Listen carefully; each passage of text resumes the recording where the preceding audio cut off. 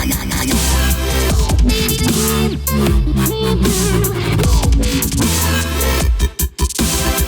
I'm excited to hear what you have to say, man, and I'm excited to welcome you to our first tribe meetup, your first time to ever meet all the people in the tribe and everything else. So you haven't even been to a Break Free Academy yet, have you? No, I have not. So like it's like one of the rare people that gets to come to a tribe meet for the Break Free Academy, so that's really cool too. So everybody, Steve. Thanks, Ryan. Autograph, is that what you're asking? Please, Okay. I'd love if you would. I thought you just gave me this and said that's my book, and I'm like, No. I fucking wrote this. But okay, I'm with you. It'll be in the back for you. Adolfo did a great thing on his name so we could pronounce it. So I usually have that on all my correspondence as well. It's wah like a baby, lush as in someone that might imbibe too much, like maybe some of you may have done, and ick like ooh, a spider. So it goes on all my correspondence. I like people to feel comfortable with my name. The background picture, that's my why. It's my family. Married my wife in 2012, and those are kids, stepkids. Alyssa, Brandon, Nate going up to me, then Angie, my wife, Kristen at the bottom. Nate and Kristen are married, and they got married in our backyard in September. Brandon and Angie are having my first grandchild next week, coming up. So, and then 16-year-old Alyssa scares the crap out of me. We got her a car for turning 16, surprised her. Her car is 10 years newer than mine. I actually drive a 2004 Ford Taurus that's rusting out, and I don't give a shit. It takes me from A to B, although some of you may have noted on the string, I put that I was interested in getting a Maserati Quattro Pro. But instead, I decided to join the tribe. So I'm going to keep driving that piece of shit car. You guys, I'm going to suck all of this knowledge from you, and I'm going to pay cash for that thing down the road, right? That's what we're going to do. And I'm going to write a book. Thank you for the inspiration.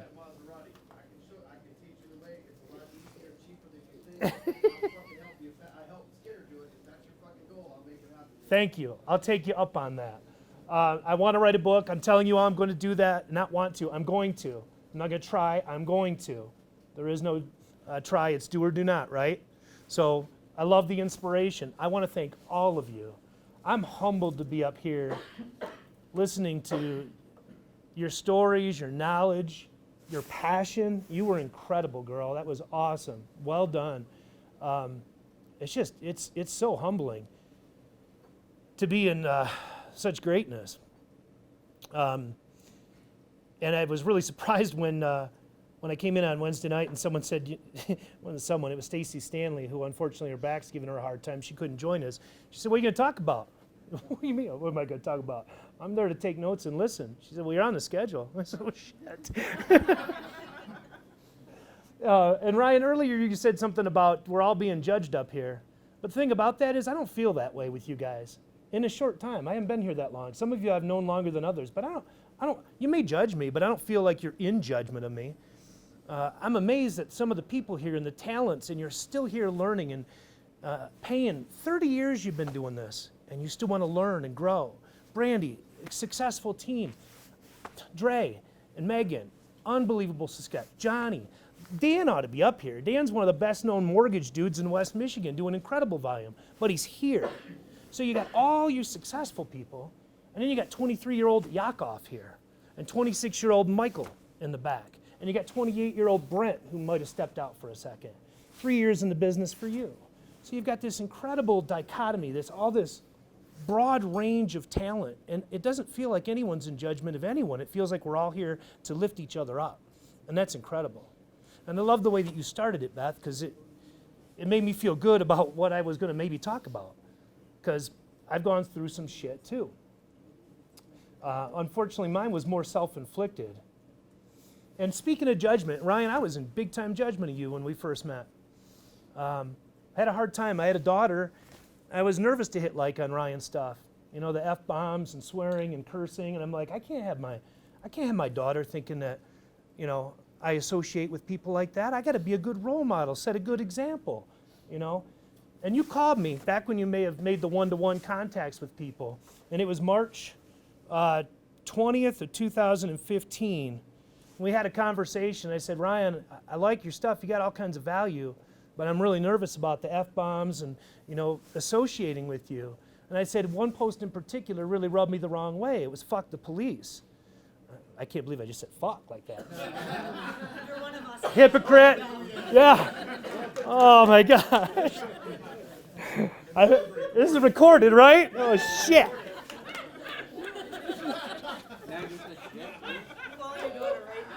Can we cut? So on the phone I said, Ryan, I had a real hard time with that post about the police. I said, I know a lot of police officers. I have a great deal of respect for the police. And man, when you put down F the popo like that, man, that rubs me the wrong way, man. I just don't know if I can associate with that. Shortly thereafter, Ryan sent a message back to me and he said, you inspired me. And he had written a post about asking for forgiveness and publicly apologizing for the police. There was a reason for it, which I learned later after I read Hardcore Closer. Then I understood where Ryan was coming from. And we're all a product of where we're from. And that's where I was in judgment then. That's gone today. Been a hell of a lot of growth over the past couple of years. But I have no room to judge whatsoever, especially when my past was different from Ryan's and some of the other folks. We've all had our stuff, but mine was all self-inflicted. I had very loving parents that sent me to private school that gave me every benefit any child could ever wish for. They were educators, they were teachers. They didn't buy fancy stuff because they thought it was more important that they put the money into education for us. What did I do with it? Well, I flunked out of college. I never liked myself. I always wanted what everybody else had. I compared myself to everybody else. I didn't like Stephen Woloszyk. When I went to college, no girls dated me in high school because I was the nice guy from the grocery store bagging groceries. Why don't you date that nice boy Stephen? No, they all dated the jerks. So when I went to college and found the booze, all of a sudden I became an a-hole and the girls wanted me and it didn't make any sense, but I ran with it for a lot of years. And boy, it helped this guy with low self-esteem, man. I mean, my college wasn't like my fraternity brother. I found out Dr. Matt and I are frat brothers. He went to college and joined a fraternity and did all the right things. I did all the wrong things. All I cared about was drinking so I could forget that anxiety that I felt about not liking me. And then every time I'd hook up with a different girl that I didn't know her name the next morning, it was that temporary boost to the low self-esteem. And that cycle continued. I flunked out. After you get below a 2-point grade point average, you have 2 semesters to improve it. I failed out of the college where my dad was a professor. I had half off tuition and I flunked out of effing college. And I was the guy in high school that was supposed to do all the great things. No. Then when I finally did graduate, 6 years later in 1995, I lived in 10 different places on couches, searching for me and what I wanted out of life. And that was crazy. I didn't do anything different. I just kept drinking, kept philandering, got fired from my first job related to college. Then I had a mental breakdown. All the drinking, all the drugs, all the effing around led to a mental breakdown. I spent 2 weeks at U of M in the mental hospital, supposedly diagnosed with bipolar. Okay, that was the farthest thing from what was going on. It was just not that I'm ashamed that it happened, but I since don't take any medication for 10 years, and it's kind of it's in the past. Younger brother had to co-sign on a car. Had a car on lease, crashed it because they didn't have insurance on it. Had credit that was so bad that my younger brother of 3 years had to co-sign. Had an apartment fire, lost everything, all the stuff that I had. Learned a heck of a lot right there. That's when I realized that the material stuff didn't matter. People banded together, gave me money, supported me, and I realized it's about faith and family, not the fancy car, not the polos that I couldn't afford, but I put them on a credit card because I wanted to be cool. I've been in jail 5 times. Not prison, not for an extended stay. I didn't get to read as many books as you did. Just overnight, and I didn't remember any of it. But walking home from jail on a Monday when you're supposed to be at work, tattered and smelling like beer and cigarettes, not good. I worked in manufactured and modular homes for a few years and then entered the mortgage business in '03. When I started, I thought I was going to get my life together. At 27, in the basement of my parents' house. Lost my driver's license, Had to have a breathalyzer in my car. Dating is not fun. It's a little embarrassing when you go up to pick your gal up and you take her to your car and you go, hey, you mind a second here? The looks you get. 2000s, there was a lot of lows here, and I don't look for sympathy, you guys. This was all self-inflicted, man. I did this shit to myself. In 2006, I had spent a couple years in the mortgage business, and I was failing miserably. Refis had dried up, purchase business, no one knew who the hell I was.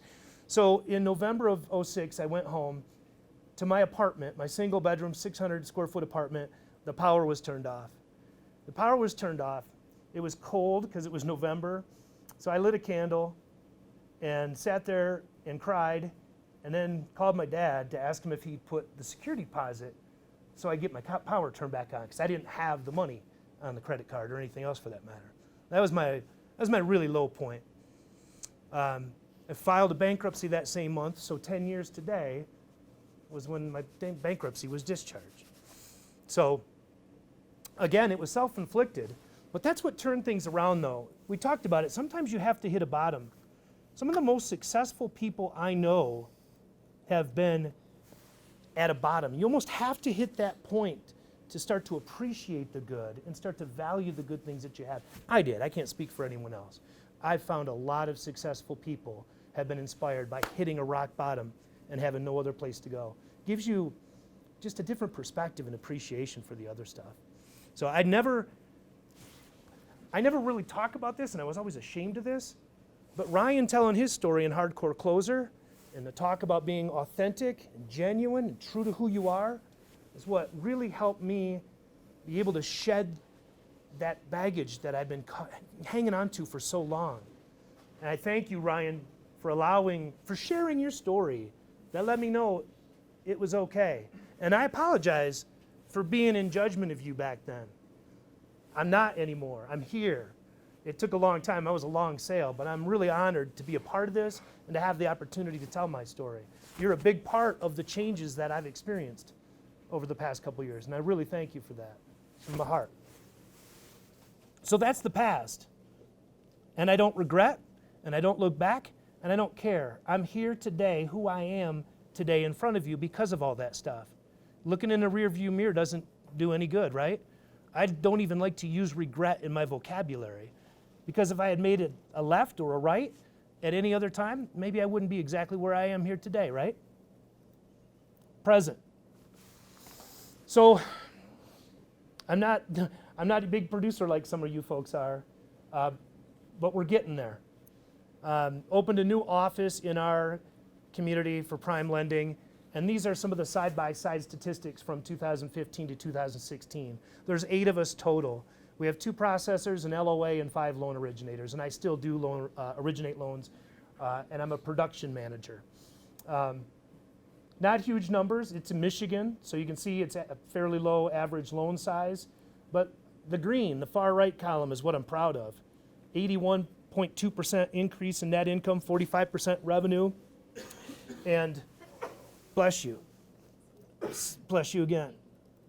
Even better when we look at where we were with regards to market share last year at the end. So we finished number 5 in our market for retail sales. We're 84% purchase, 16 refi. For the last quarter, we finished in the top 5.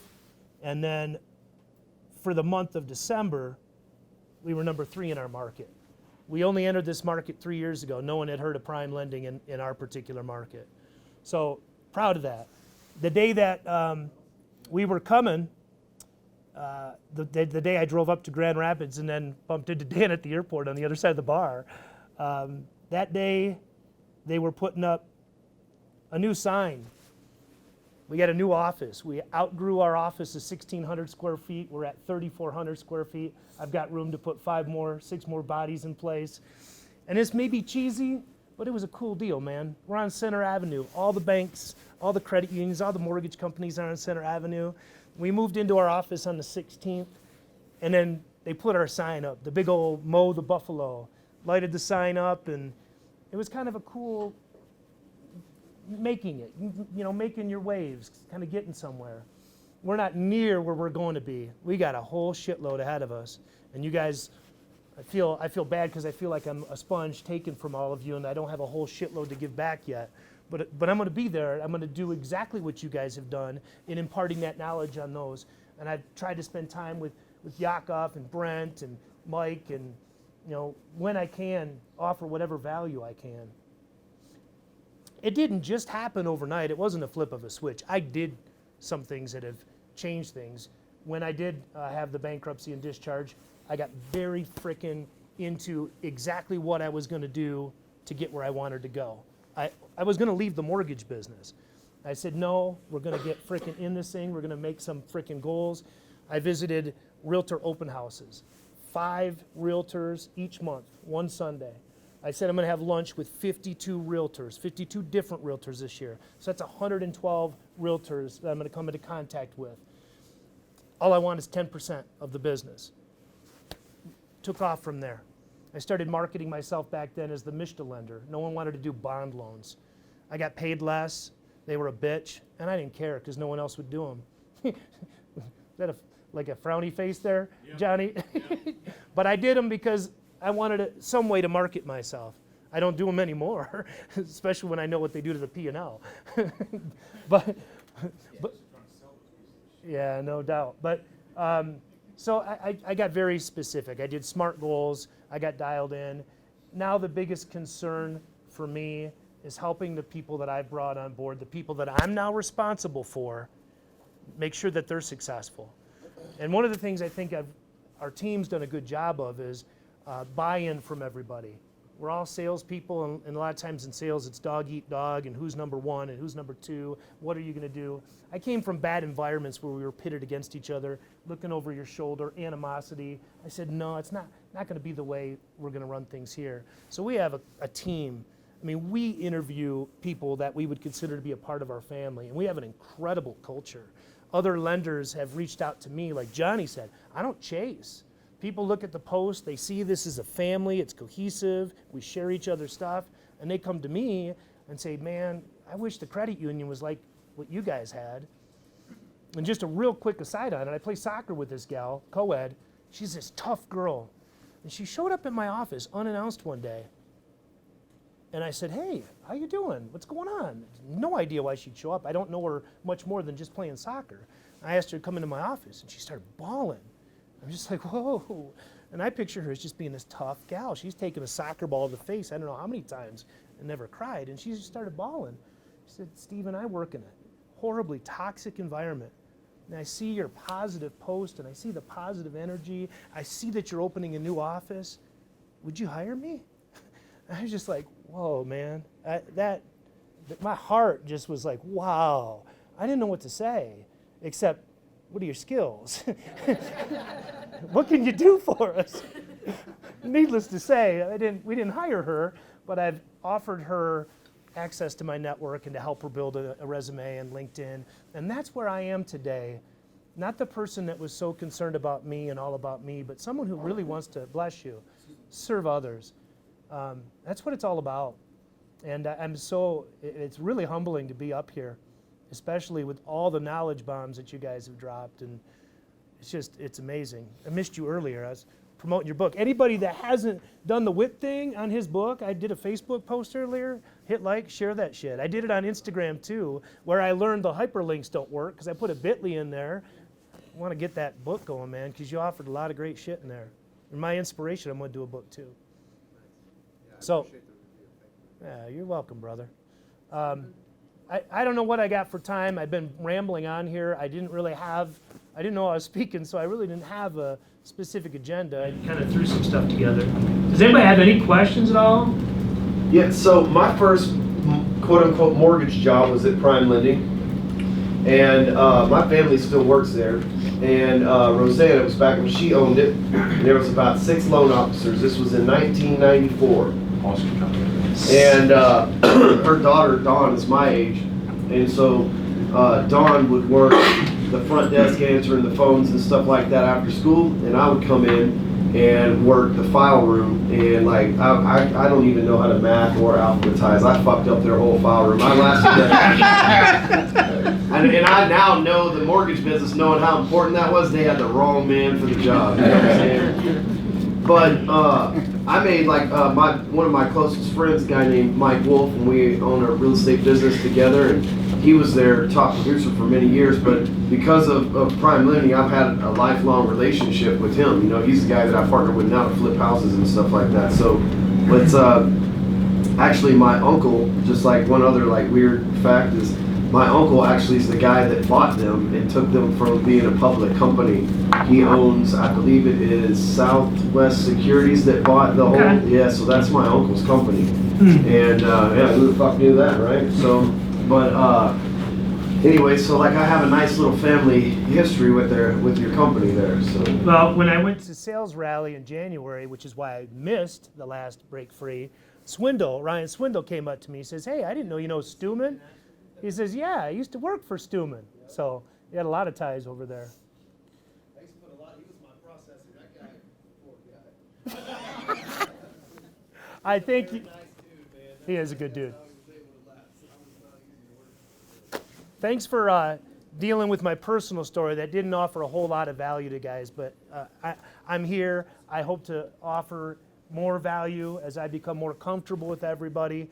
I'm really honored and humbled to have an opportunity to be up here. Trevor. Can I offer something? Because you apologize several times for sharing your challenges, and I don't think that's anything you need to apologize for. I appreciate that. I think that offers everybody value, and I don't know that it's serving you to think that you need to apologize for that anymore, because it's courageous for you to be doing it, and I think it contributes to everyone. Thank you. I guess I didn't even realize I was doing it, because I think the challenge for me is seeing folks that didn't have what I had. So there's this still underlying Catholic guilt that, you know, it's all self-inflicted. You know, if someone grows up in a bad environment or on one side of the tracks, or mom and dad, there's almost a reason you give them, you know, a little bit of rope, sort of, you know, hey, I can understand why they might be that way. I had no excuse. My parents gave me every opportunity, and maybe it's something today that I'm still maybe a little bit embarrassed, ashamed about. Totally you are, that's fine. None of us are happy about all the stupid shit we did.